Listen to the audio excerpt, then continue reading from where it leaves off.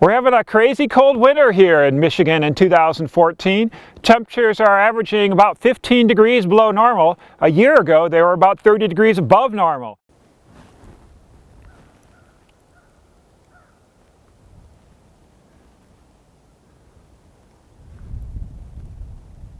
Just a crazy shift in the weather, and we can blame it on the jet stream. Normally the jet stream blows straight west to east, and it marks the boundary between warm air to the south, cold air to the north.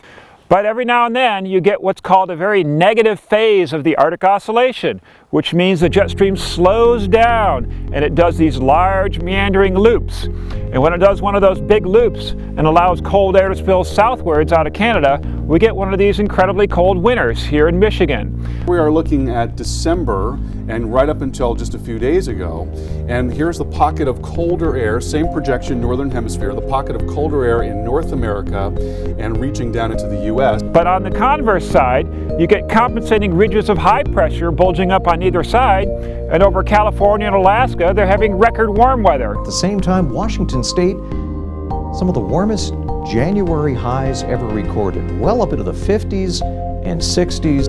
It got warm in the state today. Check this out. Seward hit 61 degrees. Europe and Russia and China and the Pacific Ocean and the northern part of the North Pole, essentially the Arctic regions, you've got a huge area of warmer than average temperature. So if you average it all out, we're well above normal for the Northern Hemisphere for any time of year. We're almost a degree Fahrenheit above normal. Just super cold here in Michigan. Chief, it seems a little unusual in January to have a fire this intense. We understand the drought continues.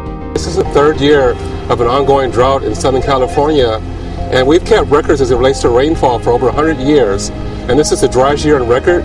It's the driest and deepest drought on record in much of the west and southwest, and getting worse fast.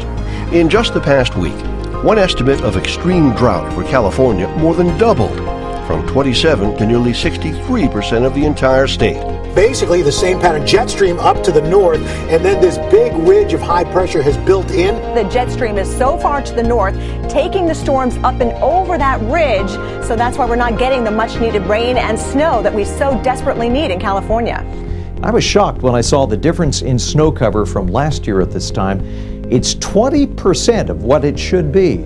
Water that's necessary for drinking and for agriculture. We've got a huge ridge, or a big northward swing in the jet stream up into Alaska that caused rain to happen for the first time on the north slope of Alaska in December. They've never seen rain happen before. So this ridge is pumping a lot of warm air up there. This is the outline of the United States. There's the West Coast, there's Mexico, there's the Yucatan, Florida, and the eastern seaboard here. So this highlighted area, that is a dip in the jet stream, an upper-level trough, diving southward here.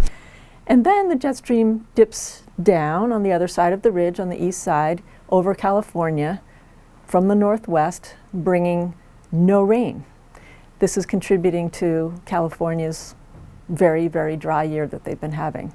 Severe to extreme drought, central and southern Rockies to the west coast. Then the jet stream continues on its path into the middle of the country, dipping well south, allowing Arctic air to periodically come down from the north and invade the middle and eastern parts of the United States and Canada.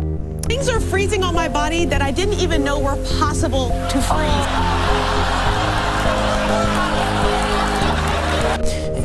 The mainstream media sort of picked up on the term polar vortex. You're going to debunk those people who don't believe there is such a thing as a polar vortex. Well, a lot of folks have been saying there's no such thing as a polar vortex, and that it's some left-wing media conspiracy. They've got to find a way to attach this to the global warming agenda. And they have. It's called the polar vortex. Well, they just created it for this week.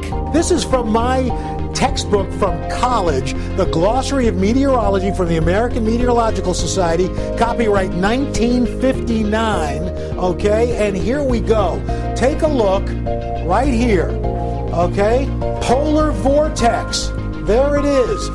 And then it continues off across the Atlantic, doing some more big gyrations north and south and causing things like the very stormy December period they had in the UK. We're taking the precaution of closing the Thames barrier to protect the Thames and London.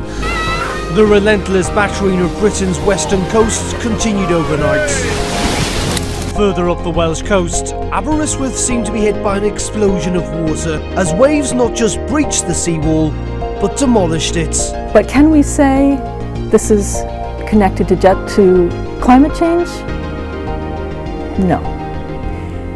But it is completely consistent with the kinds of patterns that we expect to see happen more frequently as the Arctic continues to warm. Talking about those warm temperatures, yesterday it hit 52 in Denali Park, highest temperature ever in a January. Wow. So very warm across the state. What's going on? Record breaking. Bizarre. All right. Thanks. Thanks, Tracy.